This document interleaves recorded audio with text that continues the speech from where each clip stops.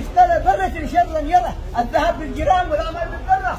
فمن ثقلت موازينه فأولئك هم المفلحون، ومن خفت موازينه فأولئك الذين خسروا أنفسهم في جهنم خالدون، تلفح وجوههم النار وهم فيها كالحون.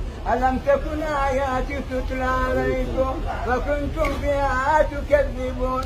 قالوا ربنا غلبت علينا شقوتنا، أهلنا أموالنا مزارعنا متاجرنا، غلبت علينا شقوتنا وكنا قوما ضالين، ربنا أخرجنا منها فإن عدنا فإنا ظالمون. قال اخسأوا أي امكثوا يا أهل الجنة خلود بلا موت ويا أهل النار خلود بلا موت.